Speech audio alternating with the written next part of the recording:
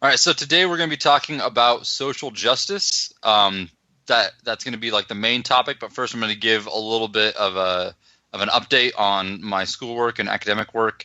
Um, as I explained to these guys a minute ago before we had some technical difficulties, long story short, I was originally going to do my ethical theory paper on metaethics and egoism and God, but I realized that that's just going to be way too complicated for the word count that's necessary for this paper. And as I was contemplating how I was going to pull that off in the small word count that I'm allotted, I realized I'm getting really angry about this social justice topic. It's all over Facebook, especially through a video that Cody posted recently that a lot of people have probably already seen. And they're using a lot of Keller's lingo. And so I decided, hey, I'll just do that because it'll be perfect for the word count for the paper that I'm going to be doing. So I started looking for a copy of Keller's book, A Generous Justice, at Southwestern, and they didn't even have it in the library. In fact, usually if they don't have a physical copy of something, they'll have an electronic copy that like is available to students, and they didn't even have that. And so I had to reach out to like the Calvinists that I know at Southwestern, which there's like 7. And one of them happened to have the book. And he's like, yeah, I'll lend it to you. So I was like, oh, cool, thanks. And I just told him I was doing a research paper that, I needed the book for. And I went to get it from him. And he was like, man, I think you're going to be really blessed by this book. It's going to really be life-changing for you. It really was for me. And I was like, you don't know me too well, do you? I think he had the impression that I was doing my research paper on this topic because I like social justice, or I'm eager to learn more about it because I really am into it or something. Like, no, I'm refuting Keller. So, but I've got a copy from him, and I'm going through it. I had to make some photocopies of a few of the chapters so that I can do my own writing and stuff because I don't want to mark up his book. But it's been very interesting so far to see that there are some really good things that Keller points out, and obviously there are some really bad things. And it has been challenging. I'll admit that it has been challenging in that there's more good than I expected, and there's seemingly some plausibility to his thesis. And the challenge is, well, I know his thesis is wrong because it contradicts the gospel, and we'll get into that. But the challenge is, all right, well, in light of that, how can we make sense of these different data points that he's bringing up from Scripture and theological considerations? How can we make sense of those different data points in a way that doesn't contradict the gospel? And ultimately, I would argue, and I think we all would agree, in a way that doesn't contradict capitalism. So that's been sort of the challenge, but I think it's been a fun challenge, and that's what I want to. That's what I'm going to be focusing on in the paper, and that's what I want to kind of bounce around with you guys today. I'm going to kind of walk you through the sort of data points that Keller and others put forward in favor of the concept of social justice, and then I want to hear how you guys might handle those things. And then I'll kind of pitch my solution to you guys, and then we'll do some feedback from there. How does that sound? It sounds really good. I wanted to point out that there's something you're doing as far as your method that is not self-evident to a lot of people that are studying theology or philosophy or whatever, and that is that you named your premises. You already believe that capitalism is morally right, and you have reasons for believing that, and you don't mind starting your analysis of Scripture by saying, I already have some ideas about this. I'm going to see if Scripture contradicts that. I'm going to see if all these data points can be brought into alignment in a picture that makes sense. And that's something that a lot of people, unfortunately, the first thing out of their mouth will be, oh, you're interpreting Scripture through the lens of your worldview. I'm sorry, but what we're doing is honest and it's scientific. Yeah, and that accusation from those others might be legitimate if I didn't have any good reasons, especially any good theological reasons to hold that capitalism is right and just. But that's not the case. Obviously, you guys know, although this may not be apparent to others, and that's what I want to make apparent. My conviction that capitalism is right is grounded primarily in theological convictions about the nature of the gospel and the nature of God's justice in relation to the gospel. And I think that's really important for us to understand. And I kind of want to pitch that to you guys, the importance of thinking of it like that, because people are going to tend to think of this as primarily politically motivated. And in a sense, maybe rightfully so, in lack of reasons to think otherwise. For instance, Greg Forrester, I don't know if you guys remember, he was the guy who wrote that article on Jonathan Edwards and economic justice on the Gospel Coalition. Yes. And someone posted my response to him, and then he called me a ignoramus or something like that. And he said it was an ideological claptrap. He wrote a follow-up because he got so much pushback for that article. And in the follow-up, he was kind of saying, look, all these people are coming at this from a partisan position where you're either trying to fit the Bible into your conservative capitalist framework or your liberal socialist framework, and I'm trying to be above all that. What was his way of explaining it, and in a sense that might be legitimate, or at least it seems legitimate. And so what we want to do is we want to emphasize our main concern here isn't just political, it's theological. And those theological concerns have political implications. But what he's doing there is he's sort of taking the theological high road, and we need to meet him there. We need to out-theology these guys. We need to out-Bible them. We need to out-gospel them. And if our worldview is true, if capitalism is true, then we will be able to out-Bible, out-theology, and out-gospel them. Does that make sense? Perfect sense. It has a lot of corollaries to the moral argument versus the pragmatic argument. Yes, we agree that they are aligned with each other, that there's no dichotomy between the two. But one is definitely more fundamental than the other, and it's more important to fight the battle on that level. And that's what we're doing here. So, and I think this is something that's really unique to what we're doing at FTNCI. I don't think that there's anybody else out there. Find me any conservative capitalist Christian who's going to argue for capitalism on theological grounds. I don't think there are many out there. Maybe at the Institute for Faith Work and Economics, but even there, it's mostly going to be pointing to individual scriptural data points, like "Let him who will not work not eat," and "Thou shalt not steal," and then sort of inferring private property. But it's still even on that level, it's still on the social framework. It's still in terms of property rights and how we relate to other people. But it's not dealing with the moral and theological framework that establishes those things. And that's what I'm doing here. I want to say, no, there's something about the framework of the gospel and the way that the gospel works out theologically that demands these distinctions between justice and charity and things like that. So the closest that I've seen to what you're describing from other theologians would be somebody looking at the Bible and saying descriptively, this is the kind of institutions that we see that looked healthy in the Bible. Sure. But what we're not seeing is exactly what you said, which is let's tie a principle to it. And the principle is not just a case-by-case principle, such as thou shalt not steal, and now let's do the work of applying that to, is the government stealing if it's a welfare state? Because that requires logical inference. But what you're talking about is something different than even that. I mean, you're talking about going back to Scripture and saying these are principles that apply to all of human existence, and here's why, and fleshing that out.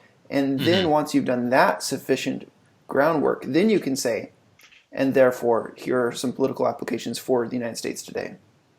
Yeah, and here's one of the reasons it matters. these guys, the social justice guys like Keller and Forrester, would say that by not giving charitably, you are stealing. You are committing theft. But at the same time, they would say that doesn't necessarily mean that the government should step in. And obviously, they've got the challenge of reconciling that. How do you draw the line between when the government steps in, when it doesn't, if both cases are the same thing, are both theft? That's a problem for them. But they're willing to hold both of those things because both Forrester and Keller and those social justice guys would they would say that not giving charitably is stealing, is theft. So that means they agree you should not steal. They agree thou shalt not steal. So if that's your only argument for capitalism, well, they agree with you, and they're going further than that. Does that make sense? So they're interpreting it differently, or they're applying the concept of theft differently. So they're going above or further or deeper than where that argument goes. And that's why we have to follow them in going to a deeper principle of what is theft and what is justice, because that's going to determine what it means to say thou shalt not steal. Have you ever heard the expression from the Catholic theologians and thinkers that theft is mundane? I haven't. So that's one I heard from someone I was interacting with on Twitter, and it was just this idea that I think that it's been present within Catholic thought for a very long time. And, social justice has been present within Catholic thought, especially over the last several hundred years. So Catholics invented the term. Yes, and intelligent move on their part, redefining our terms. But so there's all these, there's encyclicals and stuff that go into this. So I think that within the Protestant branch, there is a tendency to look at the Catholics right now and say, they've been talking about this for a while. Let's evaluate it. Let's take it seriously. Mm-hmm. And then at some point, it just echoes all around. But that's where it came from is not so important as the question of this concept, theft being mundane. Is that supported in Scripture? And I think that they typically go to James or they go to John the Baptist. If you have two cloaks, you should give away one. Or there are passages that can be taken to support that perspective. Question is just in light of all of Scripture, do they support that as well? And go ahead. Well, and I was going to say, and that's why we have to go to the theological level, because that's where this question is going to be settled. It's not going to be settled in individual passages or individual mandates, because the way that you interpret those mandates and the way that you apply them is going to depend on your wider theology. When people say that property is theft, that's an idea that did not come from the Bible, that's for sure. Yeah. And it is an idea that came from Marxism. And what's amazing is that it's a denial of the concept of property. You can't have the concept of property if property is theft. You can't even have the concept of theft if property is theft. Yes. Well, and that's one of the problems with Keller's idea that not giving charitably is theft. It obliterates the whole concept of property rights, which obliterates the concept of theft. However, one, I think he's willing to hold that cognitive dissonance because people are allowing him to. No one's fighting back. And two, he's operating off of a framework where ownership or desert is determined by need rather than by right.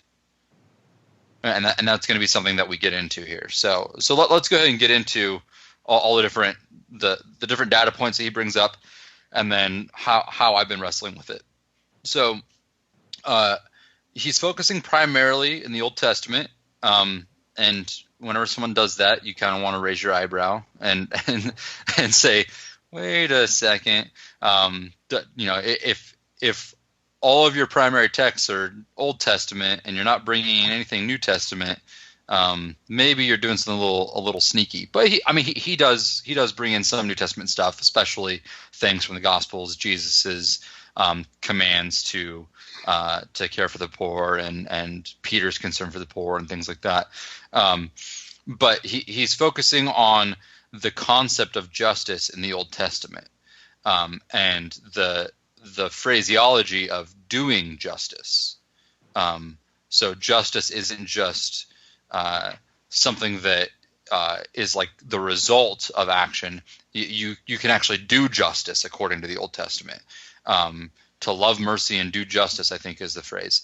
And something else he points out is there's this concept of righteousness. It's in the Hebrew, it's tzedakah, and so tzedakah is the word for righteousness. Mitzpah is the word for justice. And Keller makes the argument, and he actually gets this argument from N.T. Wright, by the way. So this is important to realize where he's getting it. He's getting this argument from N.T. Wright, and the argument is because tzedakah, righteousness, and mitzpah, justice, are used close together so often throughout the Old Testament, you could almost combine them together, and that yields the phrase social justice, because tzedakah is living righteously, being a good person, especially in the context of community, and mitzpah is giving people what they deserve, and so if you combine them together, you get social justice. And that actually, that argument and the argument for that specific term came from N.T. Wright, and Keller cites him. So that's one big thing.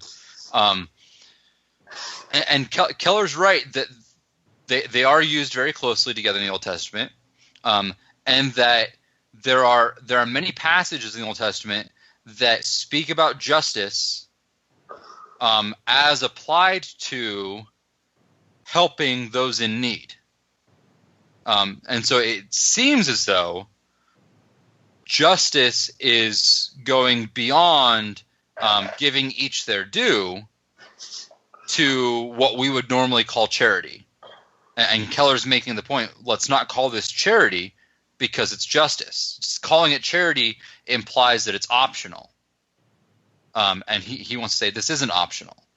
This is justice. We have an obligation to help the needy. Now, I think there are two different types of needy in the Old Testament.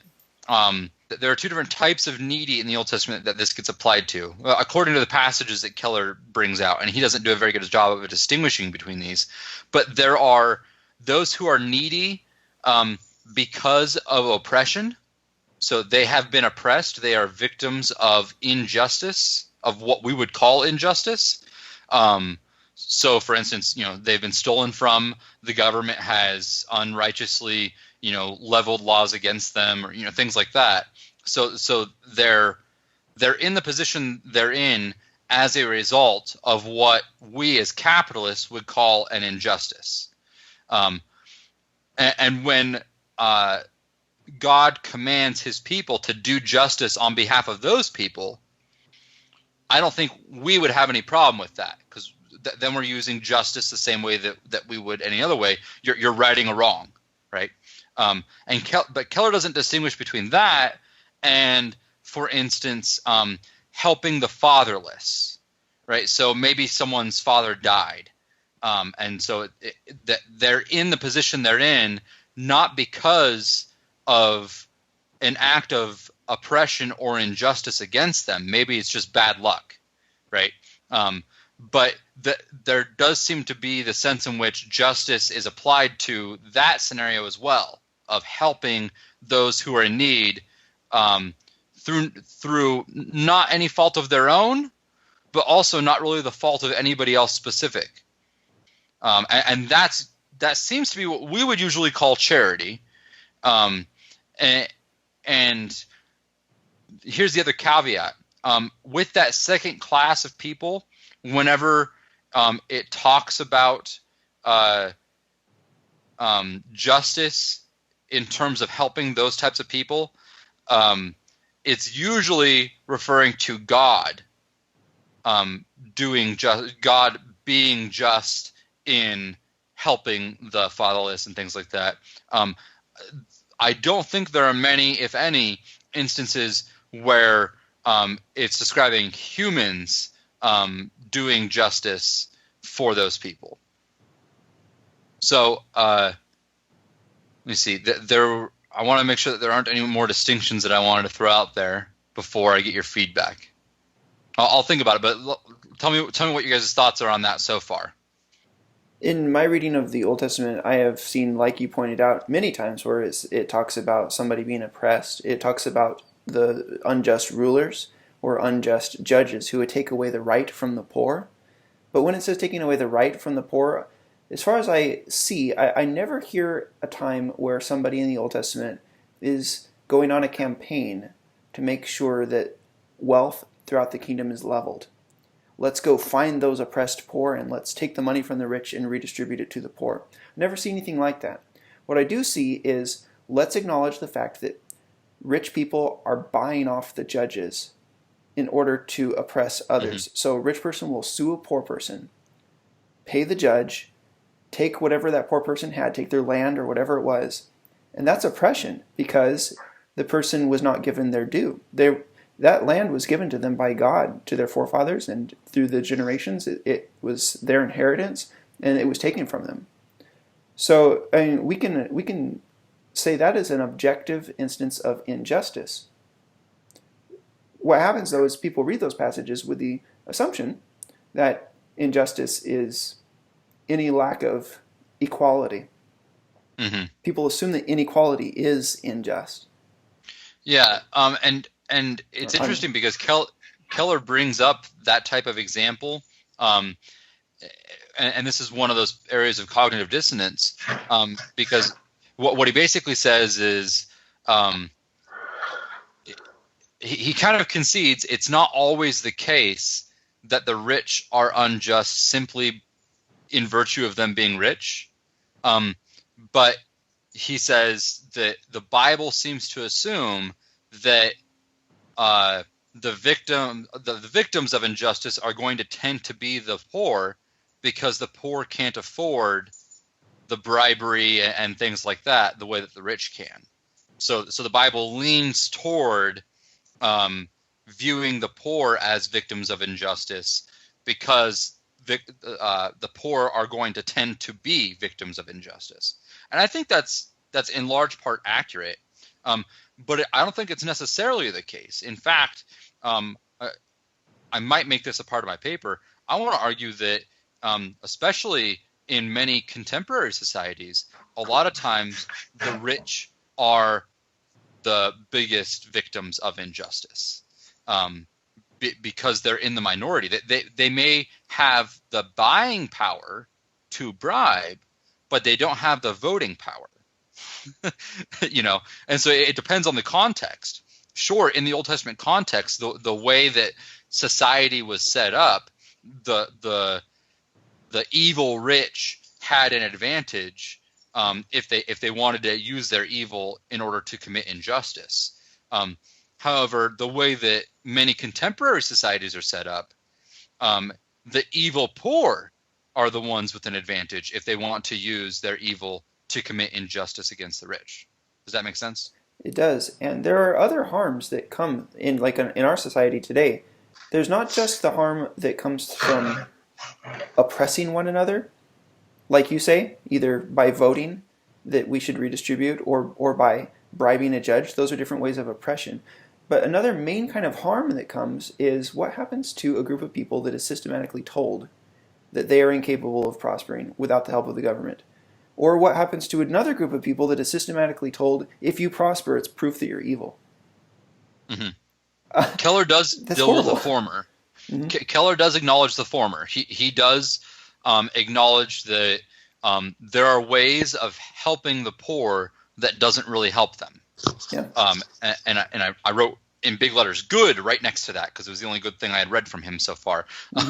Where he was saying, this doesn't imply redistributive wealth via socialism or communism or welfare programs, because those things might end up not helping the poor, right? Yes. And in many cases they do. And so I think he recognizes that. And that's an important thing to recognize. It's an important thing to point out.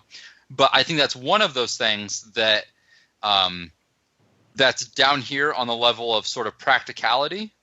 And it's important to point out, but I want to go beyond that and go to the level of principle and the theory here, because even though Keller can agree with that, he's still very much distorting the concept of justice in other ways. Does that make sense? Yeah. So, here is a little bit of a puzzle. There's a sense in which we do owe what we would call charity to the poor. There's a sense in which it is unjust for a Christian to turn up his nose to the widow and the orphan, so to speak. So here we're talking. So the widow and the orphan. Let the widow and the orphan stand for people who are going through hard times through no fault of their own and through no fault of anybody else specifically, right? Typically, we're going to call helping those people charity, but there's a sense in which it would be unjust not to engage in that charitable activity for those people. Would you guys agree with that? And then give me your feedback on that. We're servants of the judge of the world. And he's told us that that is what we're supposed to do. So for us, it may not, I would not necessarily categorize it as a matter of justice. It's a matter of obedience. Now, if somebody is alone in the wilderness and through no fault of their own disaster befalls them and they die, are we going to say that God was unjust or unjust toward them? So I'm not sure that we should use that word so broadly, but I'm open to hearing what you think about that. Mm-hmm.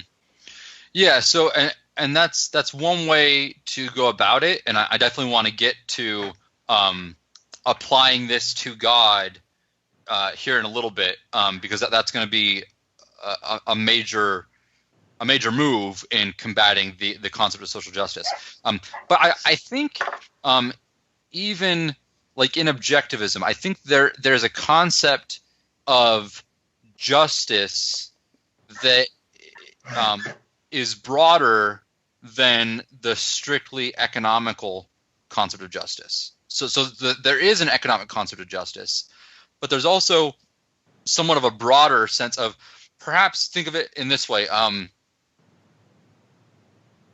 If you listened to Richard Halley's music, and you left thinking that was trash, there's a sense in which you're not being just. There's a sense in which you owe a certain response to that music. But, and here's the puzzle, we don't want to say that that's the same thing as sort of economic justice, where you owe him the money for the ticket, So walking away from his music without appreciating it is a type of injustice, but it's not the same type of injustice as it would be to sneak into the theater without paying. Yeah, one of the things Rand pointed out was that saying thank you can be an act of justice. Yes. So that's what I'm getting at. But there seems to be a difference between thank you as an act of justice and paying for the ticket to get into the show. Mm-hmm. And in a way, I want to say, this is what I'm leaning towards, helping the widow and the orphan is more of the type of thank you justice where you're doing justice to what it means to value human life in general, to have a benevolent spirit towards humanity in general. But that's going to be different than the transactional justice of paying for what you took, things like that. They are both transactional. It's just one of them is not monetary. Mm-hmm. Now, okay, so let's make sure that we're on the same page about definition of justice. Rationality in recognizing that a person ought to receive what he ought to receive, or that something like that. What is our functioning definition of justice? Well, that's what we're trying to figure out. Okay. And that's kind of my point. Is I'm pointing out that there may be reason to have a broader understanding of justice than we might originally think as we approach this topic. And I think that's what's giving Keller and these defenders of social justice credence, is because I think they're making that claim. They're making the claim that there is a broader sense of justice than what we normally talk about. Mm-hmm. But then they're including things in that broader sense that don't belong there, I think. And so I'm wanting to get straight. I'm wanting to straighten out the ambiguities that they're bringing in to this sort of broader concept of justice. I want to mm-hmm. try to identify what belongs and what doesn't belong, and maybe there are different senses. So justice in this sense or justice in this sense, right? Different types of justice, or so that's what I'm trying to zero in on here. And I've got sort of an idea, a structure in my mind, but I want to get your guys' feedback as we go through it and see if maybe there's something that I might have missed, or So any thoughts so far on all of that? One idea that I believe, and I think I could defend, is that justice is a species of righteousness. Absolutely. Which is to say that if there's a category such as rightly treating people who are in desperate situation, it may be in the Venn diagram part, the bigger umbrella of righteousness, whereas it's not specifically in the justice category, simply because justice is the category that pertains to, well, in one sense, justice is the category that pertains to laws. In another sense, there's the category that simply pertains to what would be the right way to interact with other people. Mm-hmm. And I guess if it's that sense, then I would grant that. Yeah. And I think that's one of the ways, that's one of the places where the confusion is. But like you just said, there are different senses of justice then. Mm-hmm. So here's my way of breaking it down, and I want to get your guys' feedback on this. Well, first let's take it to God. I think that'll help. So say we go off of what you just said there, Cody. So there's a sense of justice that is enforceable by law.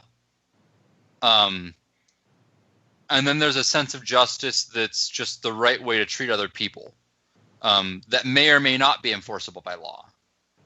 One of the difficulties is going to be, how do we demarcate the difference, right? Because Keller is also going to say there's a difference, but I think he's going to demarcate the difference differently than we will, right?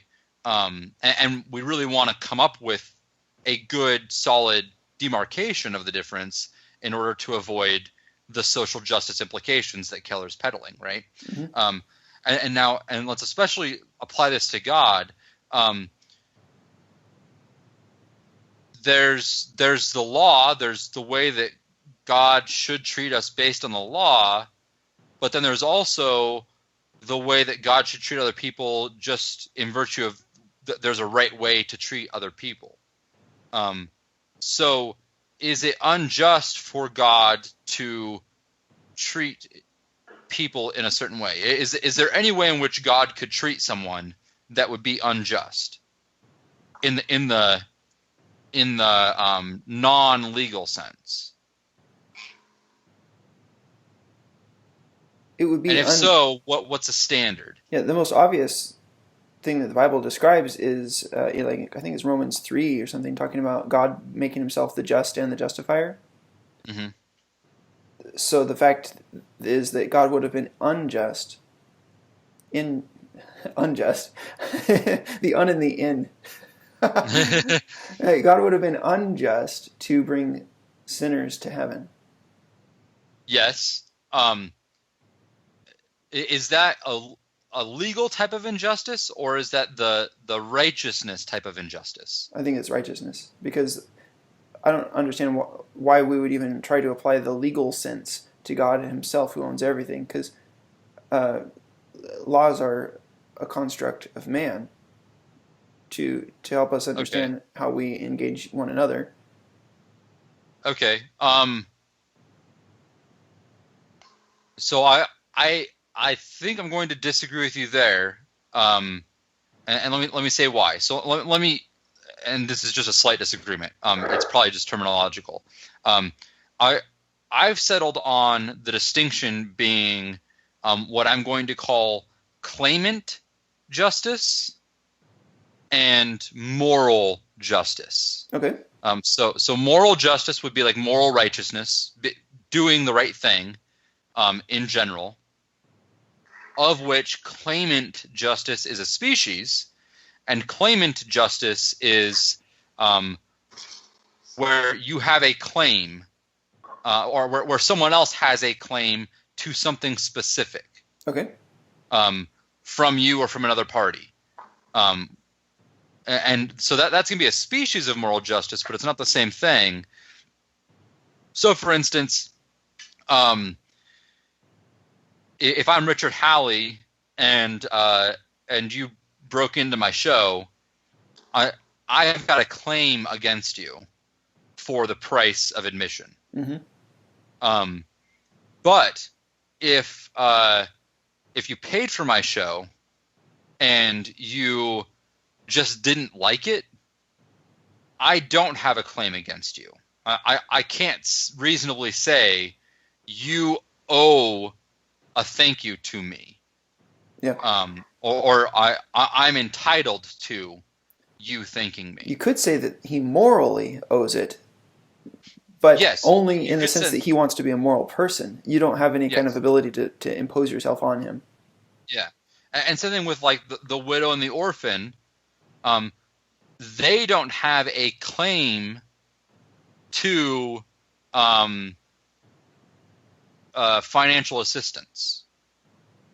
They certainly have a need for it, and there's a sense in which it's true that we as Christians owe it to them, but they don't have a claim on it. Mm-hmm. Now, this is consistent with Keller, isn't it? How so? Well, I haven't studied this book, but I have heard other people that are in favor of social justice saying just what you said, which is, I did not say that the other person has a claim. I said that we have a moral obligation. Interesting. I haven't seen that in Keller, although maybe I just haven't looked super carefully for it, because he hasn't talked much about claims.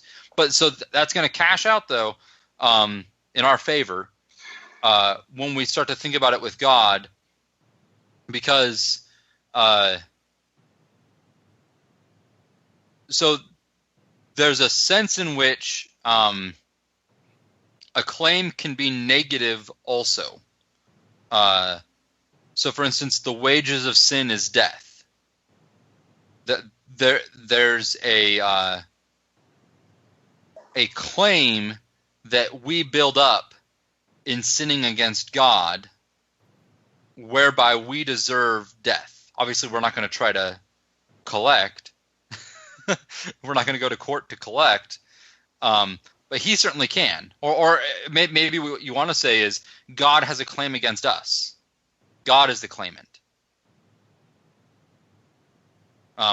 We owed him certain things, and he has a claim against us, and he happens to be the judge too, so he's going to declare us guilty. So that's our relationship with God in terms of claimant justice, the wages of sin being death. Now, what about, so if God only operated off of claimant justice with us, then everybody would go to hell. And in a sense, it's unjust for God not to send us to hell, like Cody said, from Romans 3. And there's also a passage in the Old Testament, I forget what it is, but where God says, by no means will I clear the guilty. And another passage that says, he who clears the guilty is an abomination in the eyes of the Lord. Well, that would mean that God is an abomination in his own eyes for forgiving us. So there's a sense in which the gospel is unjust. However, there's also a sense in which it is just, or at least there has to be if we're going to say that God is just. So what's the sense in which God is just? I think that's going to be the moral justice, the sense in which he's acting in accord with his moral character. So he's committing an injustice on the level of his relationship to us, but that's a justice on the level of his relationship to himself. Does that make sense? I don't know how you can say that God has committed an injustice on the level of his relationship to us. Because it would have been just for him to send us all to hell, and him not sending us to hell in and of itself would be unjust. It's almost like you have to finish the sentence, though. It would be unjust if he had not provided an atonement. Yes, and that's, so there are two parts. This is my working theory. There are two parts to reconciling charity or grace to justice. So I'm setting up the conflict here, and then I want to give the resolution. So the conflict is grace, which in God is sort of equivalent to what we want to call charity, seems to contradict justice in that it's giving what is not deserved. Yeah, we can definitely agree it seems to contradict justice. Yes. And so I'm going to say that there's two ways in which are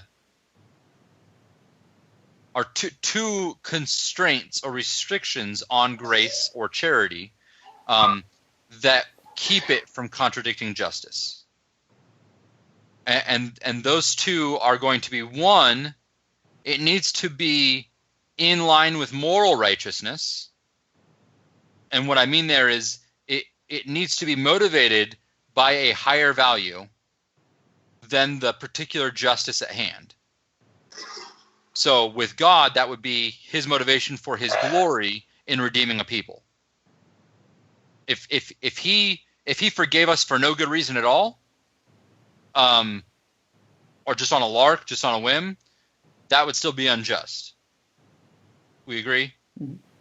So the only way he can, and basically what this is it's Rand's principle of not sacrificing a higher value to a lesser value. So if he's going to give up a very high value, which is demonstrating his glory or vindicating his glory by punishing us eternally in hell, that's a very high value to God. If he's going to give that up, it's got to be for the sake of a higher value, namely displaying his glory through redeeming a people. I like that. So that's one aspect. But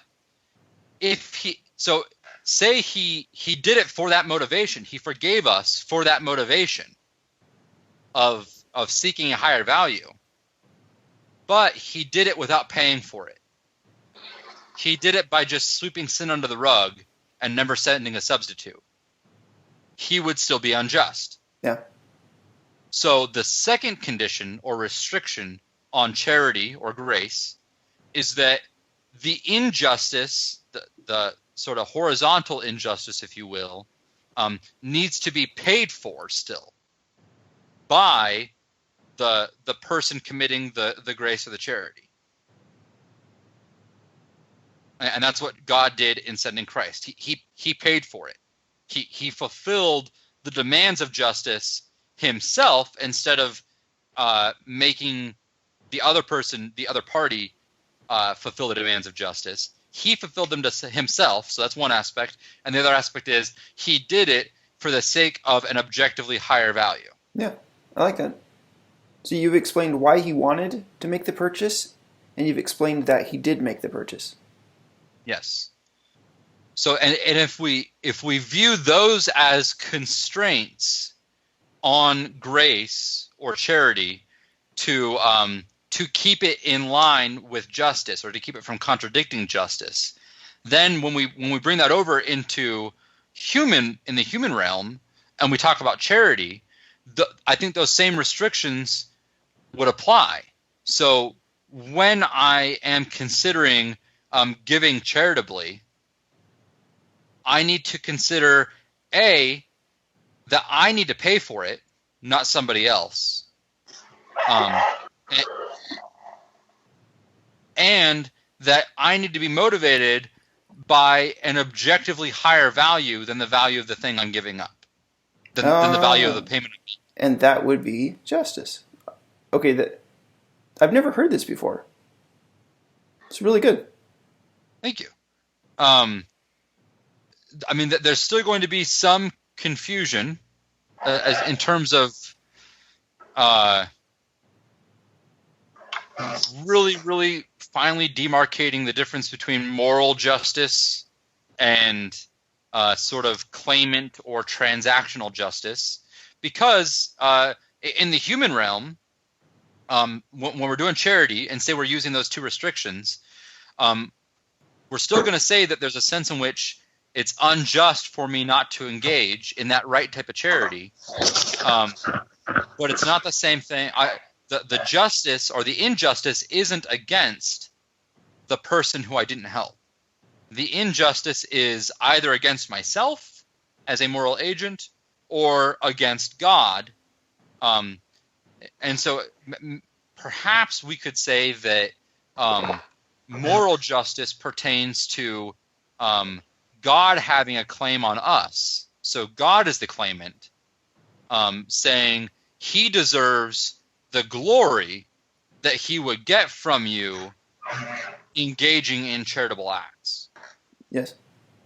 And so when you don't engage in charity as you ought to, you are committing an injustice against God, but not an injustice against the person whom you failed to act charitably towards. Yeah, I would agree with that. So the sticky part is it's not as cut and dry as saying to Keller, stop qualifying justice. Because in everything we just talked about, we qualified justice quite a bit. We sort of broke it down into different types or different respects or different types of relations in which it applies and doesn't apply. So it's not as simple as saying don't qualify justice. However, one of the ironic things is that if we want to use a qualification for the type of justice that is strictly about interpersonal relationships and who has a claim for what, and we're not bringing in moral justice yet. We're just talking about this interpersonal. What would you call interpersonal relationships? What's a word for interpersonal relationships on the large scale? Community or society? Bingo. So if we were going to describe the justice that pertained strictly to interpersonal relationships, what would be the common sense term that we would use? Well, I mean, yeah, social justice, but well, here's the thing. So what I'm saying is, what's ironic is that social justice, if we're thinking about it rightly, if we're using those terms in an objective way, the way I was just saying, would mean capitalism. I see. Capitalism is social justice. If you bring in moral justice, individual justice, or justice before God, then we're not talking about the same thing anymore. Then we're not talking social justice. Then we're talking about the invasion of this moral individual justice into the social sphere in a way that contradicts social justice. And here we're using social justice to refer to capitalism. Do you see the irony? Yes. And, one way to go about describing that is to say that capitalism is a prerequisite for social justice, and that any attempts at social justice that violate capitalism violate social justice. Well, so what I'm saying is, so what they mean by social justice is charity. Yeah. So let's erase that from our minds. Mm-hmm. And let's say if we're going to think objectively about our terminology, justice means giving people their due. And social in society means pertaining to our relationships with others. Then social justice objectively would mean giving people in society their due. That excludes charity, because charity by definition is giving people beyond what they're due. So social justice, if we're going to use the terms objectively, is going to basically be synonymous with capitalism. Now that you've explained that, what do you think you're going to do with that observation? Well, that's the tricky part. I'm not sure if I want to argue that case, because I don't know that I want to use the terminology of social justice to refer to capitalism. I mean, that would be a really fun rhetorical move, but it would also potentially be extremely confusing. And I don't want to be ambiguous and confusing. As much fun as it would be to be novel and polemical. So there's sort of a trade-off there. Yeah. So I'm not sure about that. But what I definitely want to say is charity and the justice involved in it. If we're going to talk about charity in terms of justice, it's strictly justice in between us and God. There's no social component of the justice involved in charity. Other than that, it happens to have a social effect, mm-hmm. But in its essence, there's nothing social about the justice involved in charity. And so that's what they're trying to do with the term social justice. Mm-hmm. They're trying to say, because this form of justice has the effect of being involved in society in this way, therefore we'll say that that's just, and so that they're sort of collapsing justice between you and God down to the horizontal social level. Yeah. And I want to say, what, we can't do that because that's going to contradict the gospel. So what we need to do is, if we're going to talk about justice and society, we need to keep it strictly in terms of the capitalistic sort of justice. Mm-hmm. Does that make sense? Yeah, it works rhetorically. The fact that, there's the etymological use of a word, and then there's the term of art, and a word becomes a term of the art. At some point, you can't do anything about it. Yeah. But what you can do is point out that the people that use it as a term of their art and that favor it are doing so in a way that is unintelligent. Mm-hmm. Yeah. So, and another aspect of this that needs to be considered and worked out is the aspect of determining what one is owed. Keller, I think, wants to at least partially argue that what you're owed is determined by what you need. Okay. And I want to say with Rand that need does not constitute a claim, especially because that compromises the gospel. If if need constitutes a claim, then we have the largest claim against God to forgive us and bring us into heaven. It's true. And so if God is just, universalism follows. Oh. So on the model of need constituting a claim, and if God is just, hell, the cross, and the gospel become completely unintelligible. That itself is the payoff of everything you've just said. Yeah.